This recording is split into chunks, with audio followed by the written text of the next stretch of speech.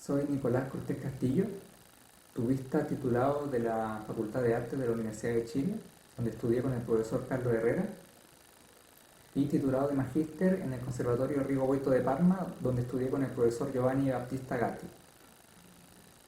Fui tubista de la Orquesta Sinfónica Nacional Juvenil del 2010 al 2014, y mientras viví en Santiago toqué principalmente en grupos de cámara de bronce, como el quinteto Bill Brass, Adón de Brass, y los ensambles, el Ensamble Metropolitano de Metales y el Ensamble Colectivo Mapocho.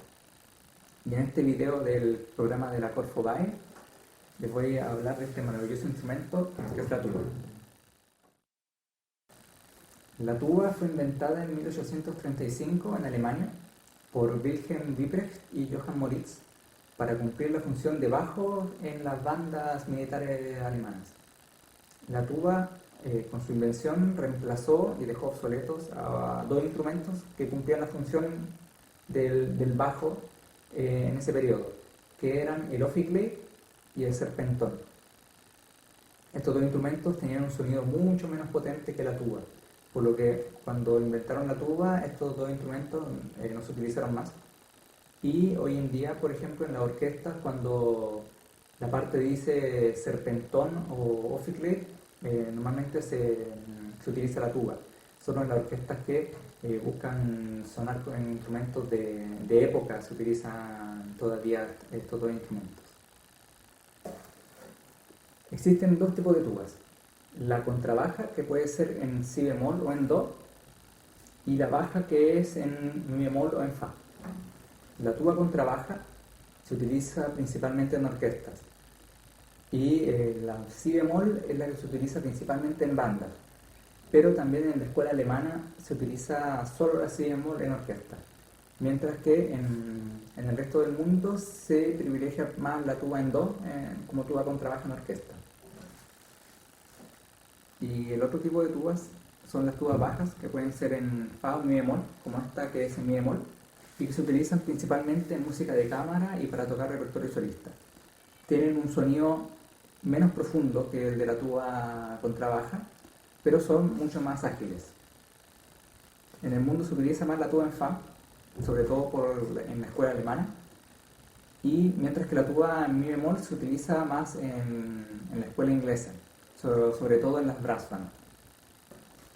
Existen también dentro de todos los tipos de tubas distintas formas, como esta, que es el estilo inglés, que es con los pistones en esta parte del instrumento, mientras que el diseño americano, que le dicen, tiene los pistones acá, frontales.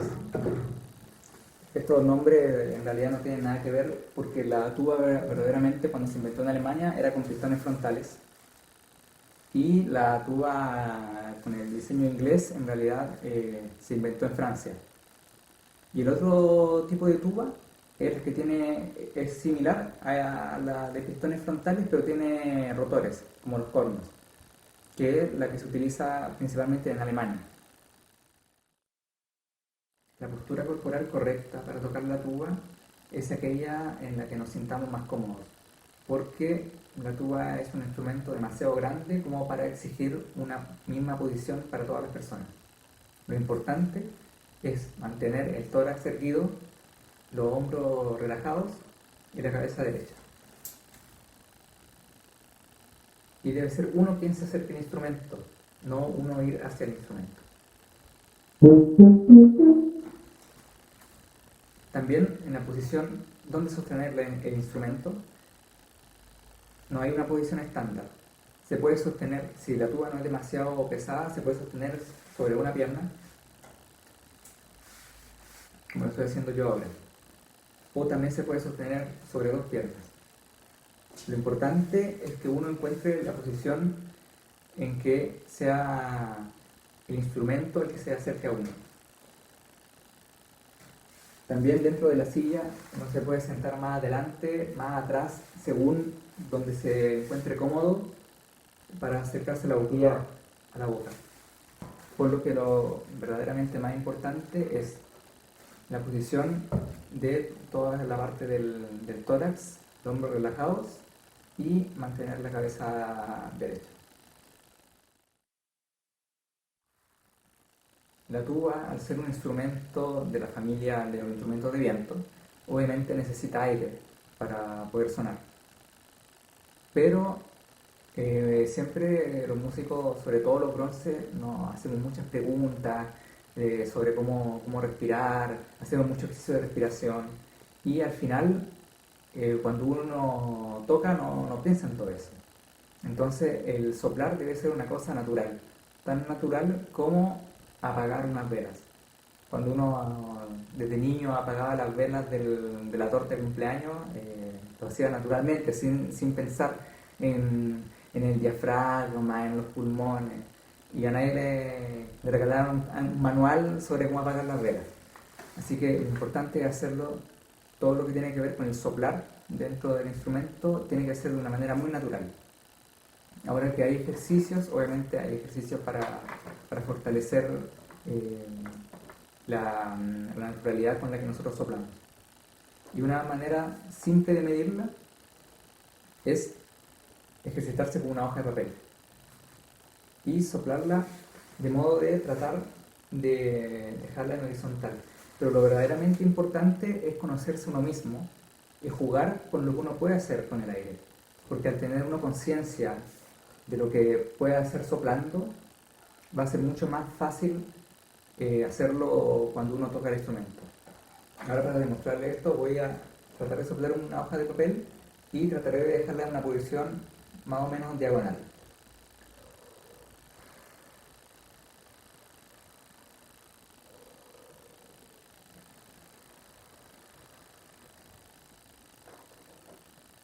¿Ya? Normalmente hay gente que tiene problemas con esto y que no consigue mover el papel o que lo mueve demasiado.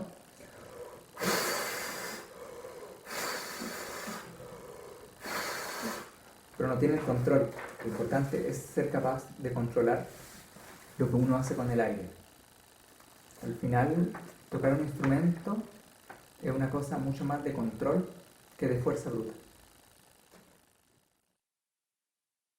Casi todos los instrumentos de bronce, con excepción del trombón, tienen prácticamente la misma constitución y las mismas partes. Todos tienen una boquilla, obviamente, que se introduce en el tudel. Todos tienen pistones o rotores. En este caso tengo pistones y un rotor. Todos tienen bomba de afinación, una bomba general y una bomba independiente para cada pistón. En el caso de los instrumentos compensados, como las tubas y los bufonios compensados, tienen doble bomba de afinación por cada pistón.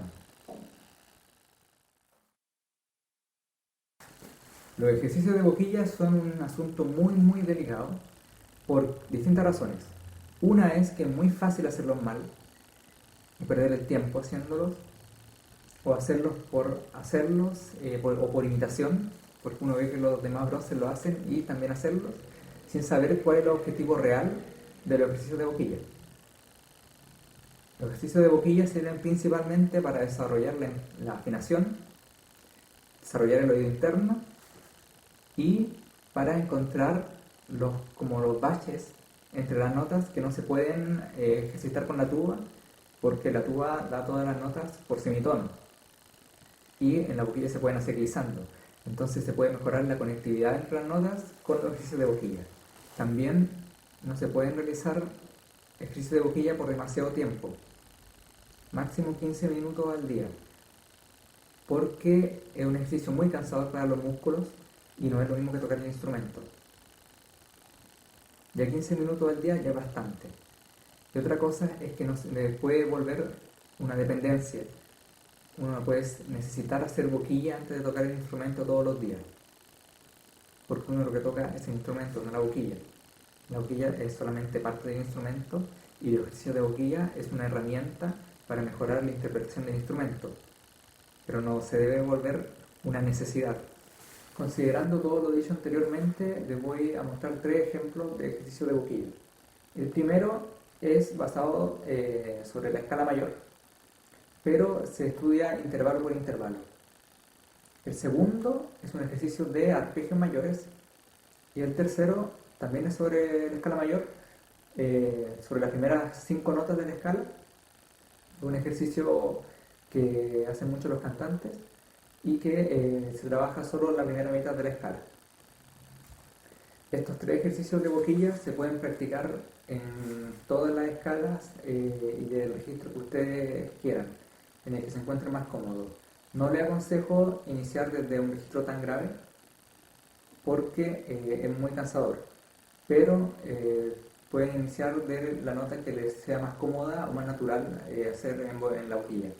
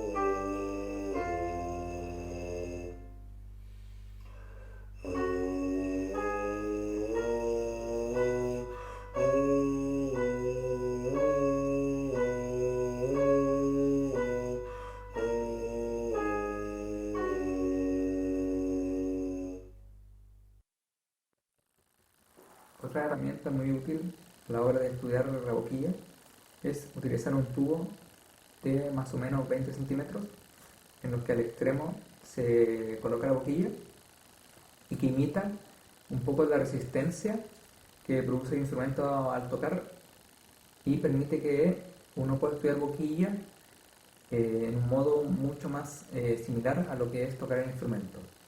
Y permite sobre todo poder estudiar el registro grave que sin el tubo prácticamente no suena en la boquilla.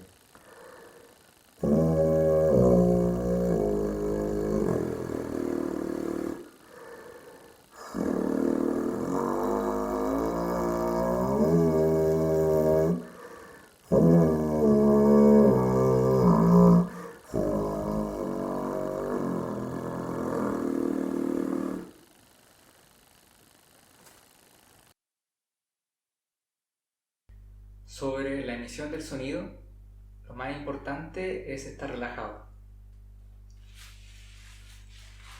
Se debe soplar relajadamente en el instrumento. No se debe forzar ni siquiera el sonido de la boquilla, porque cuando uno toca una nota,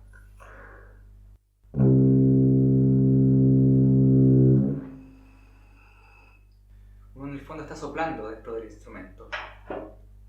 Y la magia de la boquilla es justamente que al soplar se genera una resistencia que ayuda a la vibración de los labios. Pero uno no debe forzarla, uno solo debe soplar dentro del instrumento.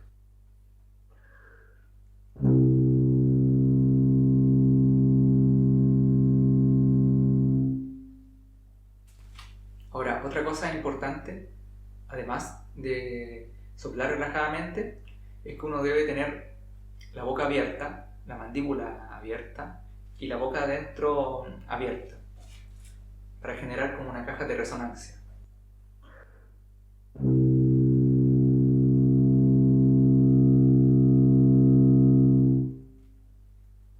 Lo importantísimo es no tener los dientes cerrados. Si uno no hace todo lo que dije anteriormente, el sonido es mucho menos lleno.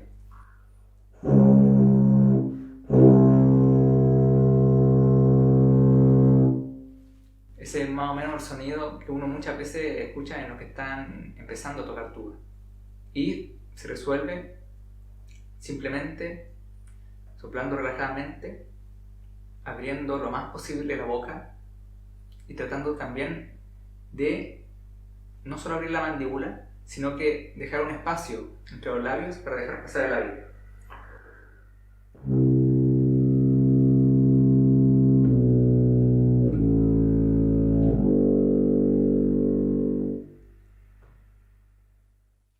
Obviamente, dicho así, en la parte teórica, es súper fácil hacer sonar la tuba con un bonito sonido. Obviamente se debe estudiar. Y un ejercicio que sirve para estudiar justamente el sonido es la nota larga. Algunos lo utilizan mucho como calentamiento, pero no solo es un ejercicio de calentamiento, la nota larga también se estudia. Y entonces iniciamos del registro de una nota muy grave, en este caso yo voy a partir del re bemol.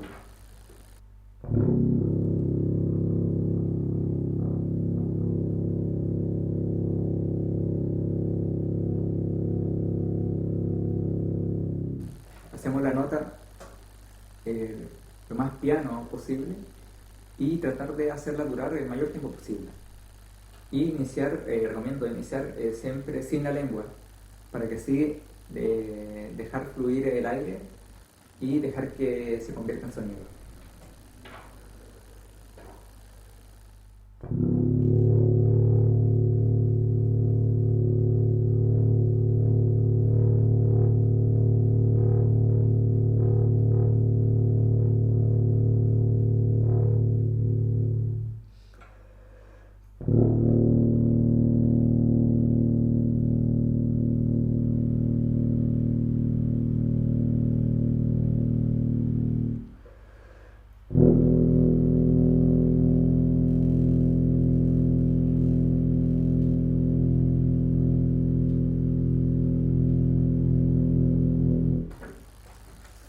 Este ejercicio es difícil porque hay que tratar de tener un sonido lo más bonito y controlado posible.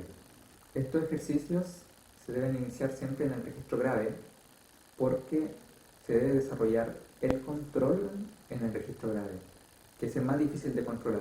Siendo la tuba un instrumento grave, es justamente su registro bajo aquel que es más difícil de controlar. Es muy fácil caer en abrir el sonido, en tratar de empujar el sonido, empujar el aire para forzarlo. Y eso puede funcionar a veces tocando en orquesta y quien escucha a veces no se da cuenta y piensa que uno tiene un gran sonido. Pero en la parte delicada se aprecia que el sonido en el registro grave es un sonido abierto, incisivo, y que no es lleno y bello. Este ejercicio de nota larga se debe estudiar partiendo del registro más grave hasta llegar a un registro agudo, cómodo, medio agudo. No forzarse tanto porque obviamente es un ejercicio pesante. Y en el retorno hacia el registro grave se puede estudiar las notas con crescendo y decrescendo.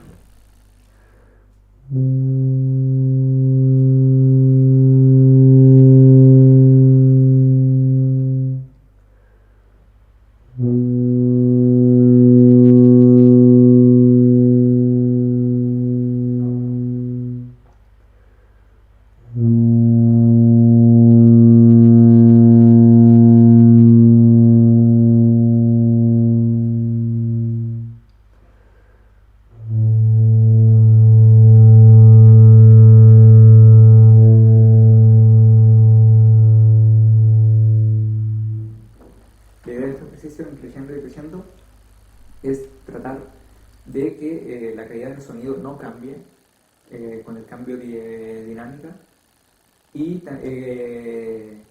mantener la afinación. Es difícil, sé que es difícil, pero la idea es estudiarlo así. Probablemente uno se pregunta, ¿y cuál es la utilidad práctica de estos ejercicios? Crescendo, decrescendo, registro grave. Sucede que justo el final de la cadencia del primer movimiento del concierto para tuba de Van Williams, que para quienes quieran estudiar en el conservatorio, continuar su estudio en la universidad, antes o después le va a tocar tener que tocarlo, y que termina justo así.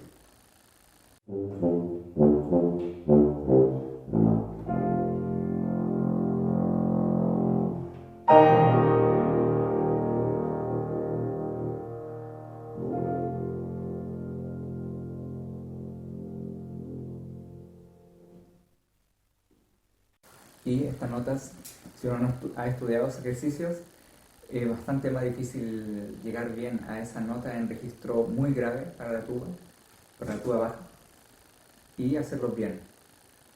Hay además estas notas en el concierto son en unísono con el piano o con la orquesta, respectivamente, así que son todavía más difíciles de tocar porque hay que tocarlas con un bello sonido y además afinadas. Para mostrar un ejemplo de lo complejo que es, lo importante que es desarrollar el registro grave, ahora voy a tocar un extracto muy difícil de Lord del Rin, que es un extracto que lo piden en audiciones de orquesta, que se caracteriza por exigir muchísimo control del registro grave.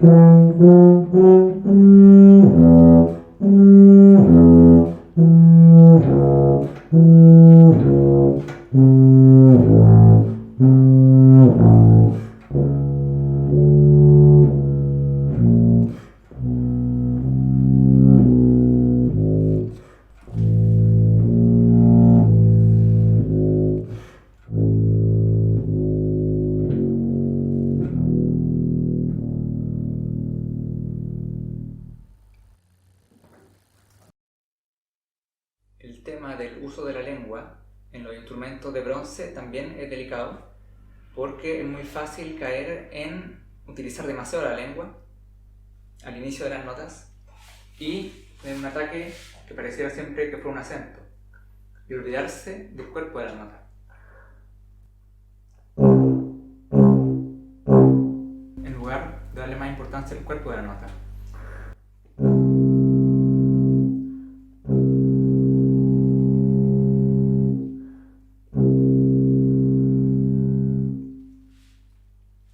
Por lo que también es recomendable iniciar las notas sin usar la lengua y practicar esto.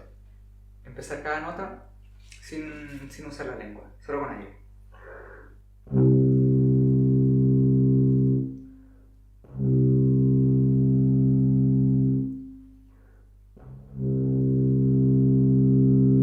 Y tratar de buscar iniciar lo más suave posible cada nota para conocer bien cómo se utiliza el aire para generar las notas.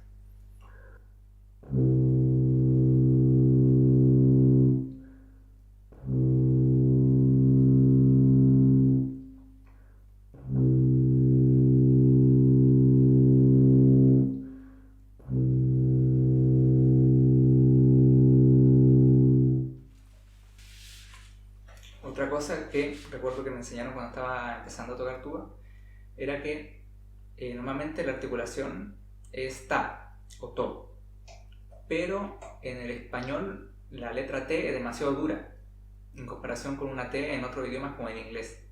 Entonces a veces es mejor imaginarse una T en vez de una T para que así el inicio de cada nota no sea tan duro. Ahora, para separar las notas con la lengua, simplemente se debe decir la sílaba, como si uno estuviera hablando mientras toca una nota.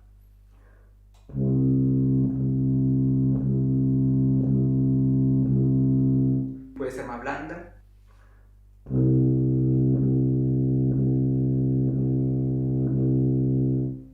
Mucho más dura.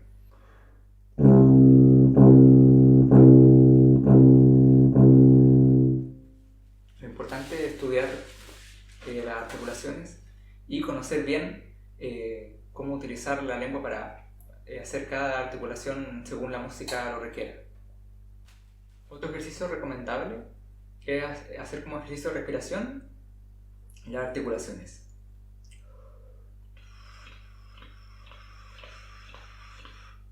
Se pueden incluso hacer melodías con haciendo ejercicios de articulación.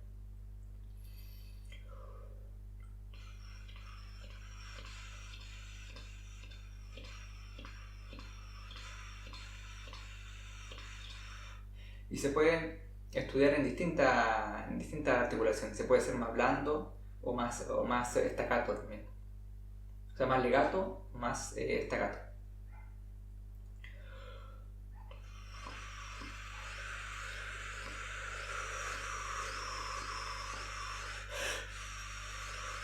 O más staccato.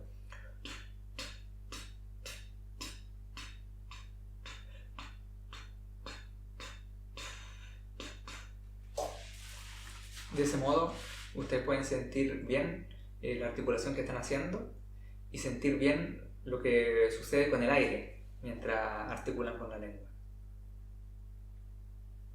Otro tipo de ejercicios de articulación son aquellos que, por ejemplo, toman ejercicios de flexibilidad y lo transforman en articulación.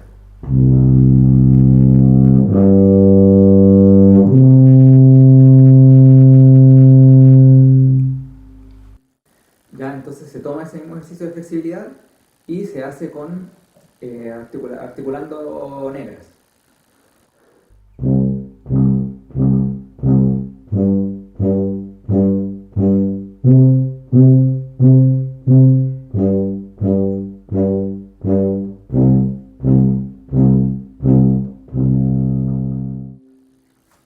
Ahí lo hice articulando solo con aire.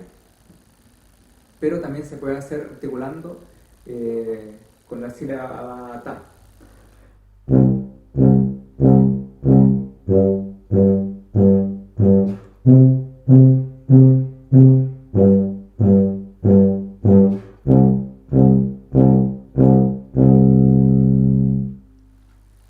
ejercicio, que ahora lo hicimos en negras, después se puede hacer articulándolo en cuartinas.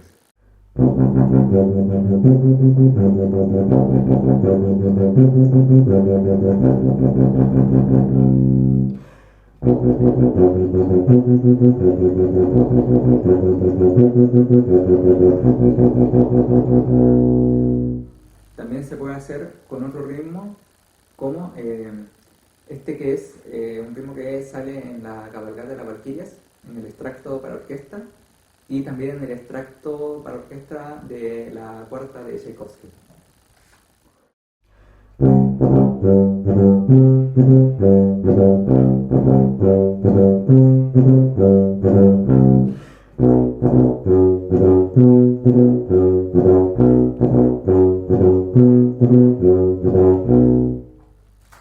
Y la idea es ir haciéndolo en todas las posiciones y abarcar todo el registro en el que se sientan cómodos, obviamente. Y también se pueden hacer de arriba hacia abajo. O sea, se pueden hacer desde el registro agudo y andar hacia el registro grave.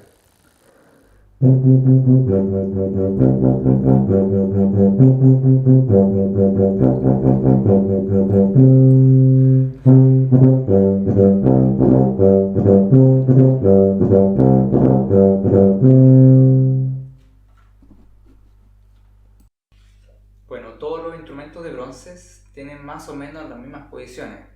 Esto se debe a que originalmente los instrumentos de bronce funcionaban solo con los armónicos, es decir, que podían hacer esta secuencia de sonido.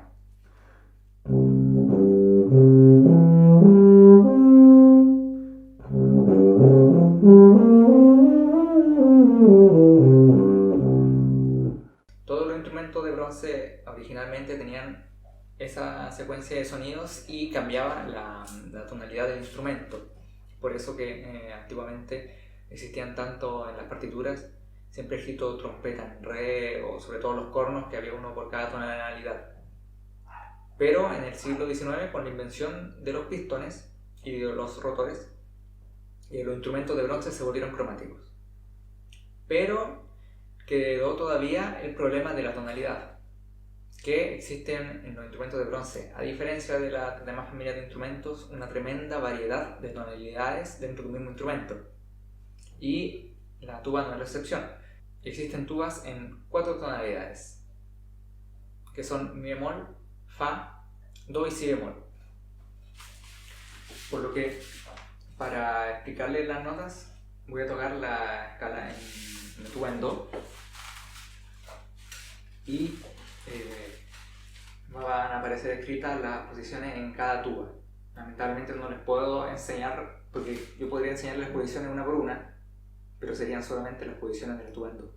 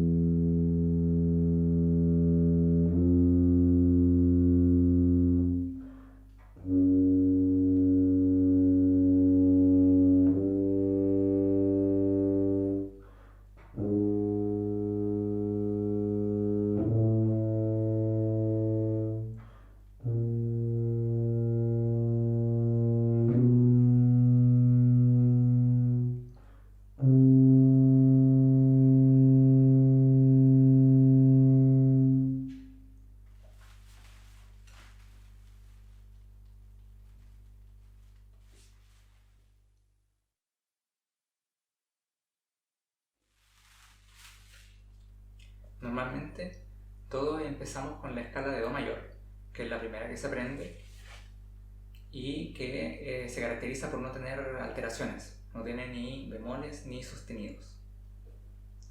Pero mano a mano que uno se interioriza en la música, empieza a conocer otras escalas cada vez más difíciles. Normalmente los bronces tenemos más facilidad para tocar en escalas con bemoles, porque la mayoría de los métodos utilizan bemoles porque son, por ejemplo, en el caso de la tuba, la primera escala que uno aprende es si bemol, después fa mayor, y también tiene que ver con la tonalidad de las tubas. Casi todos empiezan tocando tuba en si bemol, entonces la primera escala que aprenden es si bemol y después mi bemol mayor y después fa mayor. Pero para estudiar las escalas, lo más importante es aprenderse el orden de bemoles y sostenidos.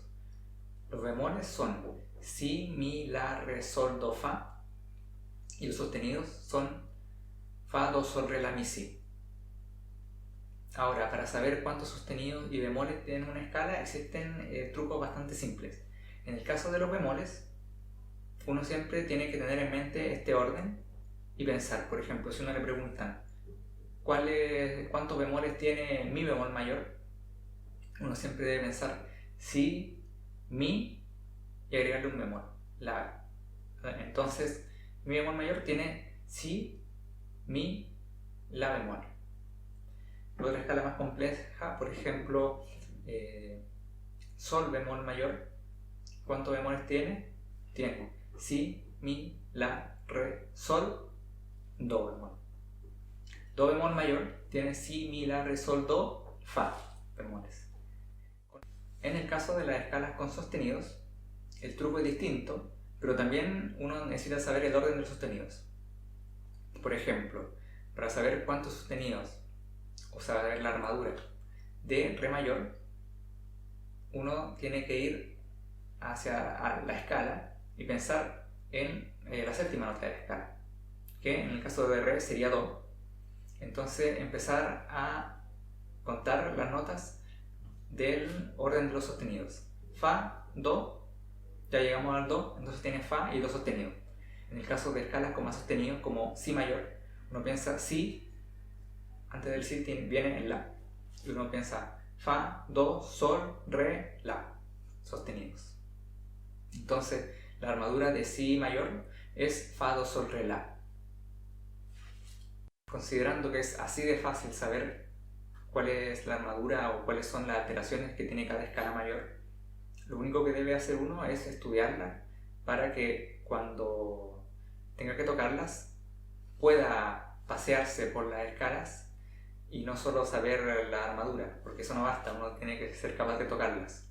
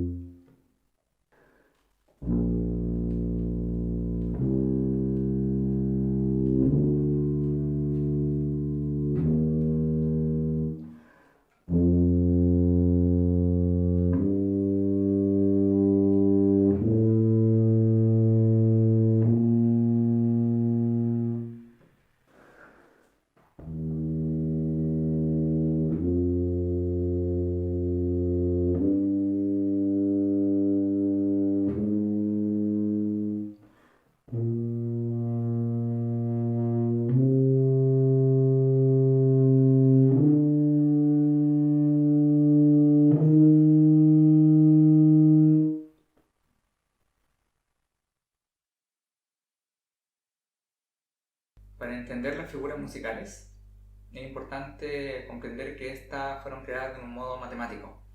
El entero es la redonda. Cada redonda se divide en dos blancas. Cada blanca se divide en dos negras. Cada negra se divide en dos corcheas. Cada corchea se divide en dos semicorcheas. Cada semicorchea se divide en dos fusas y cada fusa se divide en dos semifusas.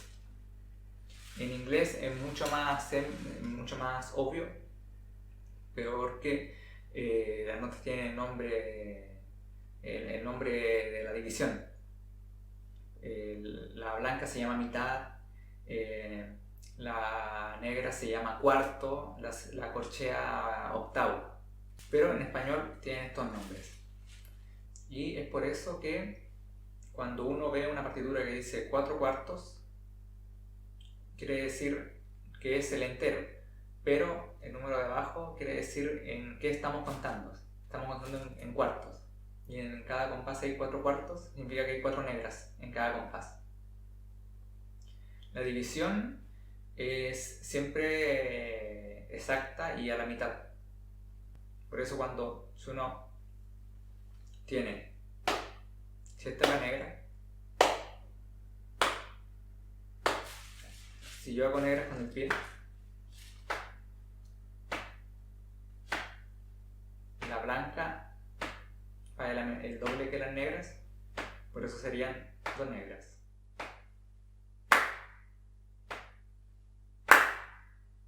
La redonda 4, la corchea la mitad. Y la semicorchea serían 4 en cada negra.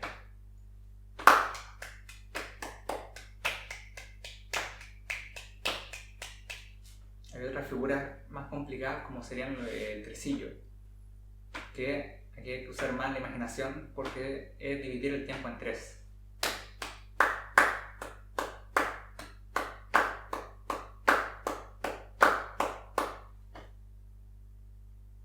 También hay otras figuras más complicadas todavía, como el sillo, que se debe dividir el tiempo en 6.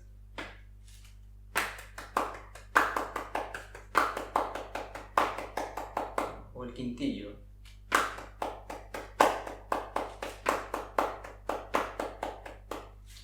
Pero esas dos se utilizan un poco menos. Pero es el mismo principio que el tresillo, que uno debe hacer el ejercicio de imaginar y tratar de meter 3, 5 o 6 notas en un tiempo. También a veces sirve ayudarse con sílabas, poniéndole una palabra que tenga esa cantidad de sílabas a la nota para ayudarse a imaginar el meter, ya sean 3, 5, 6 o 7 incluso, notas en un solo tiempo.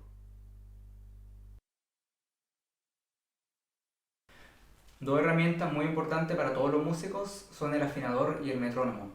Estas dos herramientas son importantes porque permiten desarrollar dos elementos clave para cualquier músico, que es ser afinado y ser capaz de tocar en tiempo. El afinador nos permite saber la afinación de cada nota. Nos dice si la nota es afinada, desafinada, si es alta o baja. Y esto nos lleva a conocer primero que todo la afinación de nuestro instrumento, saber la tendencia que tenemos, si tenemos una tendencia a tener una afinación alta o estar bajos. También nos ayuda a desarrollar obviamente el oído interno, la afinación interna, que es fundamental cuando uno toca en grupo con más gente, ya sea en un quinteto, en una banda, en una orquesta, etc. Mientras que el metrónomo nos sirve para desarrollar el otro elemento de la música, que es el ser capaz de tocar en tiempo. Es muy importante para desarrollar un pulso interno, ser capaz de tocar en tiempo aunque uno no tenga ninguna referencia. Nos sirve para estudiar y saber el tiempo al que estamos estudiando un ejercicio, una obra. Nos sirve obviamente para saber el tiempo de una obra que dice escrita arriba, el tiempo. Y es muy importante estudiar con metrónomo porque es una cosa que se nota. se nota cuando uno escucha a una persona que toca un ejercicio o una obra, uno siente cuando una persona que estudia con metrónomo y uno que no. Porque quien estudia con metrónomo no tiene tanta tendencia a correr o a quedarse en el tiempo sin darse cuenta. Y además, estudiar con metrónomo nos sirve para tocar las figuras rítmicas correctamente, para estudiarlas. En un ejercicio, en una obra, estudiar pasajes complejos con el metrónomo, de modo de resolverlo en un tiempo más cómodo y después ir aumentando la velocidad poco a poco para llegar a la velocidad real de la obra. Hay dos maneras de estudiar con el metrónomo. Una es mirar que hay una luz que dice si la nota está afinada. En este caso, casi todos los metrónomos, de todas maneras, siempre es verde cuando está afinada. Y en este caso es roja cuando no está afinada.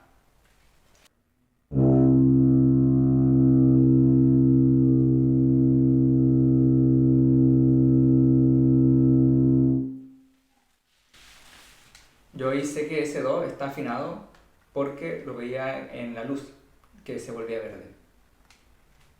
Pero no siempre vamos a tener el afinador al frente que nos va a decir si la nota está afinada o no. Y también cuando uno toca en grupo, obviamente no siempre el grupo va a estar exactamente afinado, por lo que uno tiene que saber adaptarse. Y el mejor modo de estudiarlo es tratando de afinar, utilizando el oído, con la nota del afinador.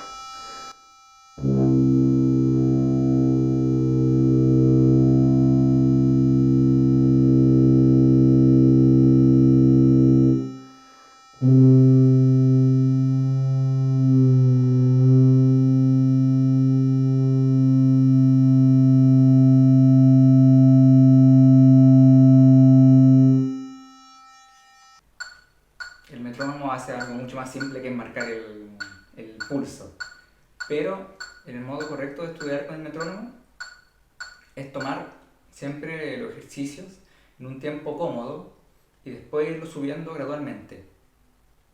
Ahora les voy a mostrar un ejemplo con un ejercicio del Cobrash, con el primer compás.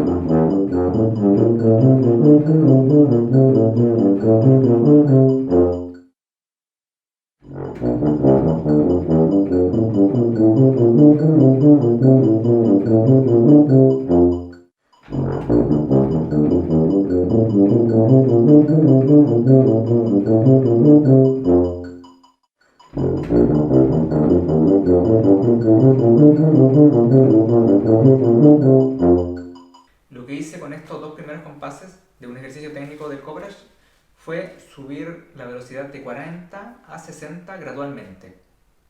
Y la idea es que cuando uno lo estudia, uno estudia bien un tiempo, y una vez que suena bien en ese tiempo, pasa al siguiente tiempo, que como dije antes pueden ser 4 o 2, sobre todo cuando son velocidades que están sobre el 120, a veces mejor 2 porque ahí se siente más, se siente mucho el cambio de 12 a 4. De este modo, estudiando así, estudiando todos los ejercicios técnicos siempre con metrónomo, uno sabe a qué tiempo está llegando a tocarlo, cuando son ejercicios veloces, muy técnicos, y en este modo, uno al estudiar siempre con metrónomo, uno de a poco se desarrolla el tiempo y después cuando uno toca estos ejercicios, o ya sean extractos o obras, al haberlo estudiado con el metrónomo, uno recuerda la sensación de tener el metrónomo, uno incluso a veces lo siente ya con el metrónomo mientras lo toca, que le da una seguridad de que está tocando en tiempo.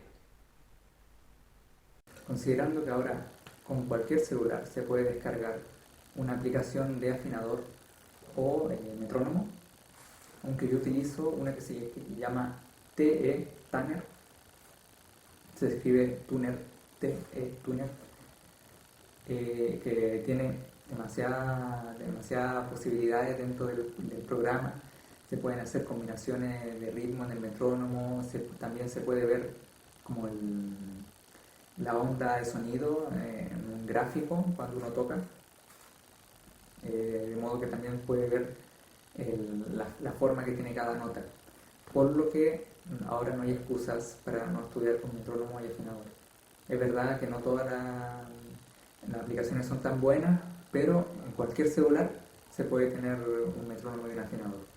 No como antes, que pensando solo 10 años atrás, eran muy pocos los celulares en los que uno se podía descargar un afinador y un metrónomo, por lo que ahora no hay excusas y es importantísimo estudiar con metrónomo y afinador.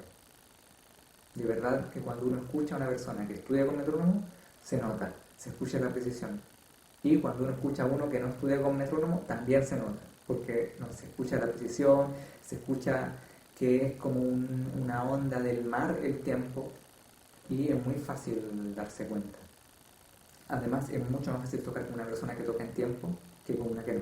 Y lo mismo, es mucho más fácil tocar con una persona afinada que con una desafinada.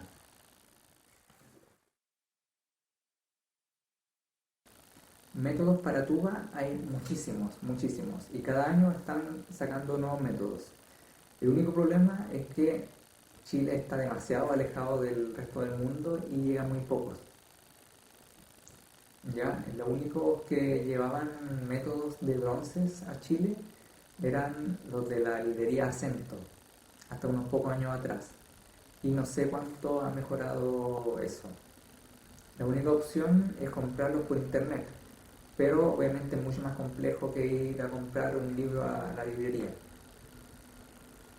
De todas maneras, en caso de que se los puedan conseguir, yo siempre recomiendo como métodos, obviamente el arma, que es fundamental para todos los instrumentos de bronce, y más específico a la tuba está Brass Jim de Patrick Sheridan y Sam Pilagen.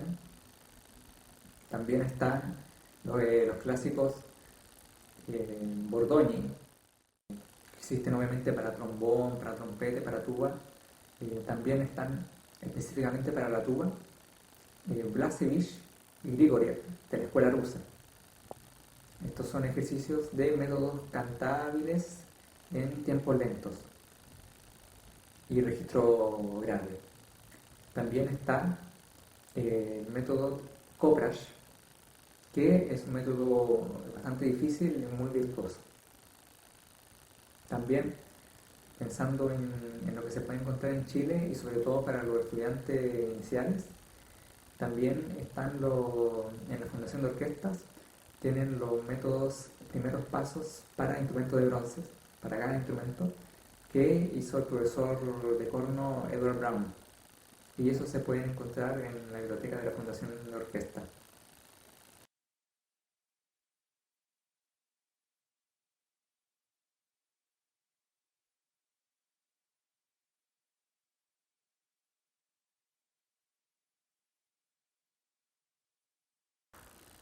Espero que les haya servido este video del programa de formación de la Corpo Bar y los invito a compartirlo con su entorno musical.